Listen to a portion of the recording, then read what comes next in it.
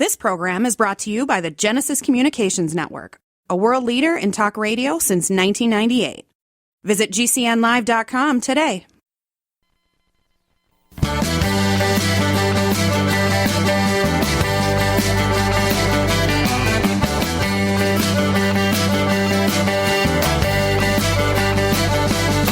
Broadcasting and streaming live all across America. This is Home Talk USA with Michael King, where we will discuss topics pertaining to your home with industry-leading experts. Michael King is a licensed general contractor with more than 30 years of experience in home improvements and the author of Contracting with the King.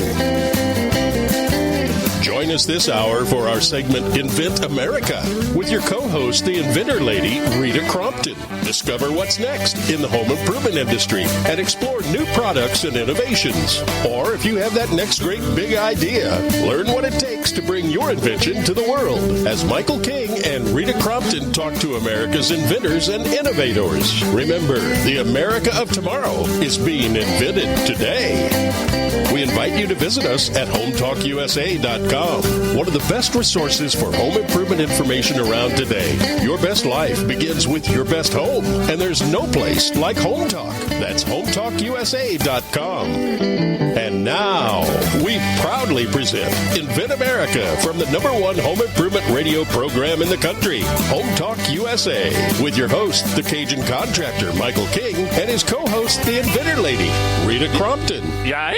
Welcome, America! That's right, I'm the Cajun man from the Bayou Land, the originator, not the duplicator. Please don't accept no substitution, along with my sidekick, Miss Rita Crompton. They call her the Inventor Lady. Hi there, Rita. How you doing?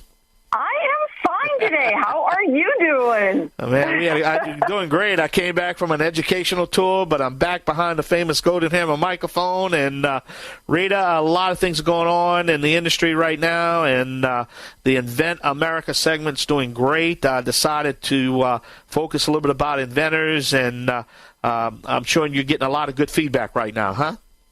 We are, and I get people that will call me or email me after every single show that gets posted, and so we've been able to now start getting a lot of these inventors plugged into the Inventor Roundtable meetings so they can ask questions, and all of these steps are so important for our inventors because everybody in America is a potential inventor. That's right. It has to start somewhere. A product, it had to start it somewhere, you know. That's right. And our first guest is a perfect example of this. Monica Plewe is an inventor, and she's a mother of 5 kids. She's a lifelong homemaker. And you know what her best inventions are? Things that deal with the home and the kitchen. Wow. And so when we look about making life better, she's the classic inventor. And wow. Monica, I want you to tell us, everyone, meet Monica. She is from Southern Colorado. And tell us a little bit about what you invented and why it's just such a classic for the kitchen, the bathroom, the garage. Hi, Rita. Thank you. And thank you, Michael, for having me visit with you today. I appreciate it. I would love to tell you guys about Stow Steps, but if you'll allow me just a minute, I'd like to set the stage. Is that okay? Oh, perfect. Yep. Awesome. Okay, so imagine you are in your kitchen cleaning, and you have gotten almost finished, and you see something on a tall cabinet, and you think, oh, dang it.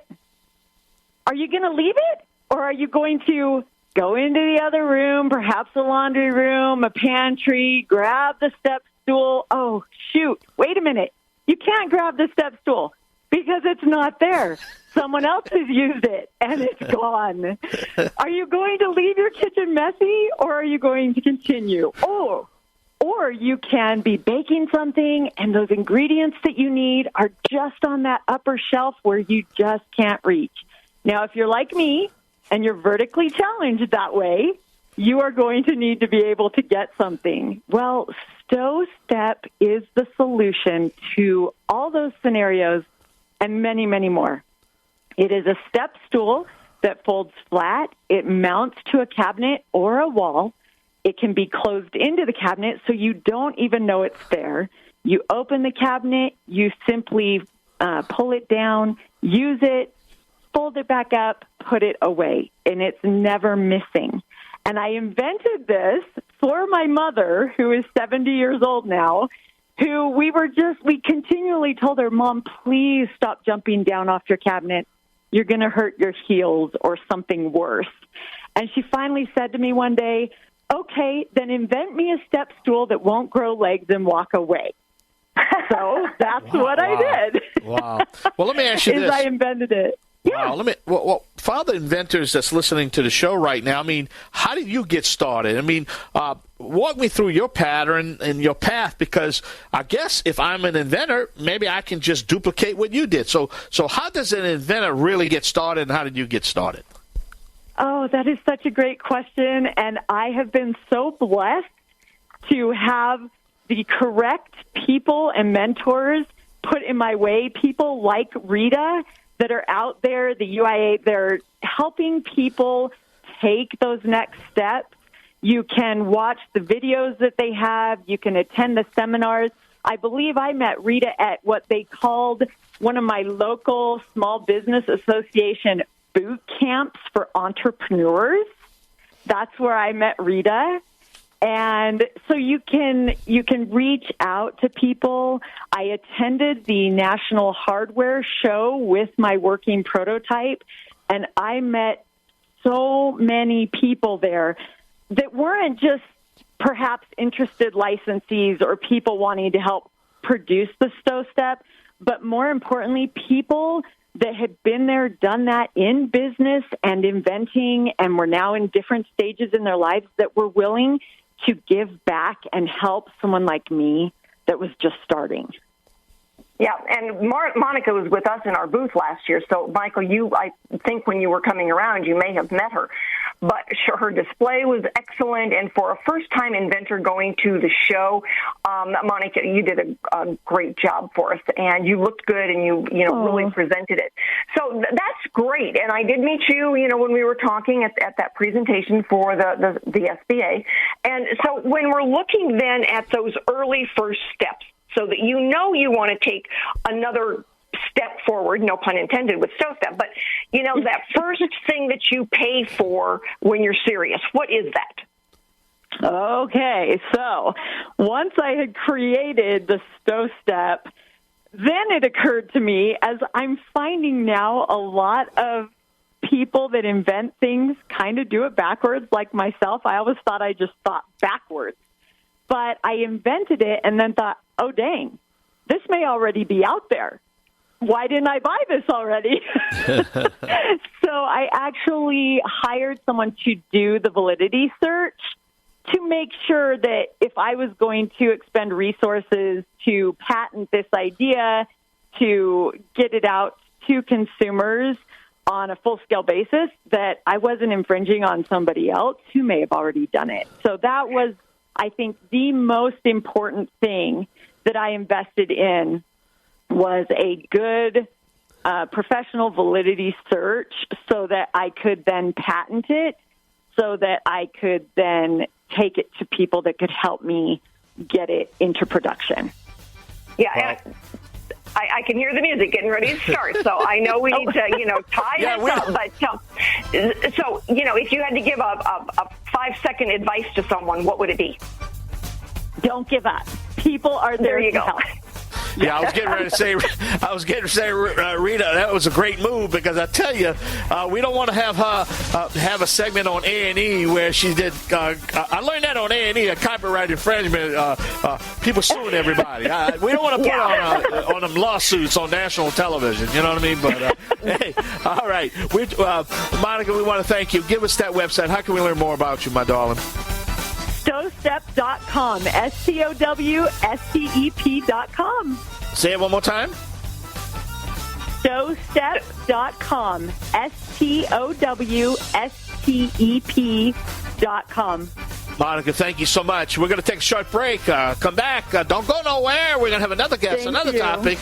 Me and Inventor Lady, Miss Rita Crompton, will be back with you. Yay! I don't go nowhere now.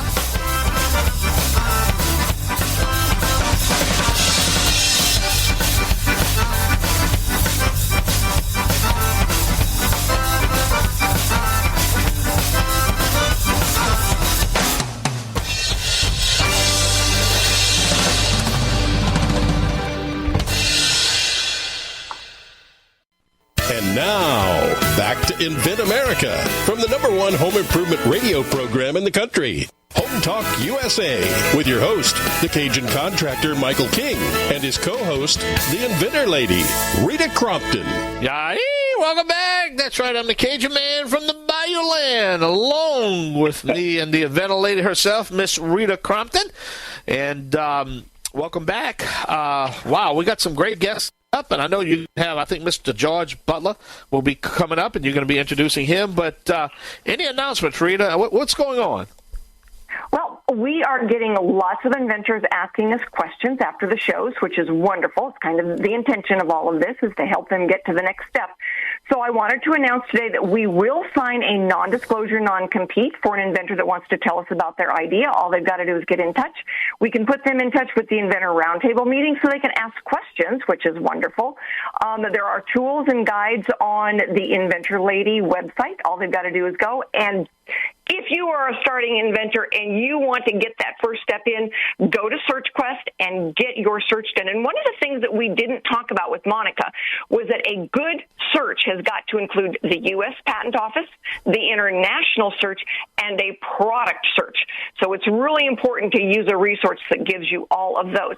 And Monica and George have been to the National Hardware Show with us, and George is going again this year. So with that, I want to introduce George Butler. George, can we actually say you're an ex-rocket scientist? Because it is amazing how good you guys are at inventing stuff. But, after spending 35 years as a rocket scientist for big companies like Rockwell International and McDonnell Douglas, George now invents things for the home, things for our pets. And so, George, we are so glad to have you on board with us today. And tell us a little bit about, I know you've done lots of different inventions and you hold lots of patents, or your names are on these patents, but tell us which one is going to be the one that you want to debut first at the National Hardware Show this year. Well, I have two really good ideas, and they both really are shoulder to shoulder as far as, I think, very marketable, very helpful, usable, and fun and good to go. And that would be, first thing would be my flag bracket. We call it the Easy Flag, which allows anybody to put a flag up 10 feet without having to use a ladder. Ladders are not safe, all right? So this allows you to install a flag, rotate it up, and then back down again when you're done. Very easy, very safely. That's my first product. The second product is a better way to hook up your dog to his collar or her collar, whichever. Instead of the D-ring and a snap hook, which is what is commonly used right now, we call it the Q-leash, and it's a special leash that now I can just with one hand reach down, hook it onto the pet's collar. And it can be a dog, it can be a cat, it can be a horse. It hooks on, it's very strong, it's very easy to do, and to take it off is even easier. You grab it, you twist it counterclockwise, and it comes right off. And that's the whole idea. It's glove-friendly, okay? For all our friends that live in Minnesota, and it's cold out, you don't want to have to take your gloves off to put this snap hook on. Now, the Q-leash has solved that problem. So there you go. Those are my two ideas that I'm looking forward to showing at the hardware show. Well, let me ask you this, George. I mean, how do you make sure, because obviously, being an aerospace mechanical engineer, you got all these great ideas because you're an inventor. You come up with things, and that's what the space program does. They come up with things that nobody else has, so that's what you're trying to do. But right. How do you make sure there's a need for your product, though? Not just the idea. Well, with the Q-leash, I didn't want to assume I knew it all and it would be a good idea. So we took this leash to about 7 or 8 different dog parks, and just with a clipboard, I went and I interviewed a number of people, showed them the leash, let them try it out, and I got their opinions. Wrote down their opinions, and I took some rather good information that was very positive. And that's what we got from that.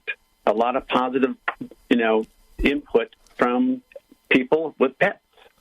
The second one, with the flag bracket, I had older people, younger people. I had my 8-year-old granddaughter put a flag up and down, up at 10 feet. That kind of says it all. whether people like it or not, I think they should like it. It's a little more expensive than your regular flag bracket, but it does solve the problem of putting a flag up, without having to use a ladder. So initially, you did basically some of your own type of market research. Correct. And so what would you tell an inventor if they said, all right, George, what this is going to cost me some money. What is the first thing I should spend money on? Well, first of all, to have the excitement of an idea that you think is really good, it starts with that. Don't think that you're the only person in the world that has come up with that idea, okay? Because you would be amazed at how many times this is a big world, and it's connected with the internet, and now you have the ability to reach out and to do your own survey as to, is it out there already? And that's the first thing you want to do. And once you're convinced that your item is unique and no one else has patented it or marketed it or built it or anything like that, then go forward. But do your homework, do all that first to convince yourself that you're ready to go with this. Yeah, I have George, it's Mike. I have a thing. You just got to ask two questions: need versus want. Sure. Is there a need, and will people want it? If you can answer them questions, I think the rest will fall in line. What do you think? Right. Exactly. Yeah. Need versus want. You might think it's a good idea, but the rest of the population might think it's so-so. And maybe it's not that marketable. And George, it's also timing, because how many times you see a product that was introduced 20 years ago, maybe didn't. Maybe the timing is off. The consumer was not going to accept it, and then you see it 15 years later. It's a hit. It just depends. And it's a hit. It's all how you market it. Yes. Well, we got to go. We're out of time, my friend. George, give us that website. How can we learn more about you? My website? Yes, sir. Well, I've got a LLC, and I had a website. But, yeah. That's okay, George. Send them to Inventor Lady, because all George's products are listed on inventorlady.com. There you go. There you go. inventorlady.com. Rita will take care of it. Thank you for your time today, and thanks for your interest. I hope I was helpful in some way or another, okay? Oh, you are. All right, we got to go. Rita, thank you so much. Rita Crompton, the Inventor Lady, inventorlady.com. You can check out George Butler. I am the Cajun contractor, Michael King. Check out hometalkusa.com. We're going to have another guest, another topic right here on the Thanks Genesis again, Michael. You have a good day. All right, on the Genesis Communication. On the Genesis Communication Radio Network at GCNlive.com. All right, Rita, tell them goodbye. All righty, sir. Talk to you later. All right. Have a good one. Bye-bye.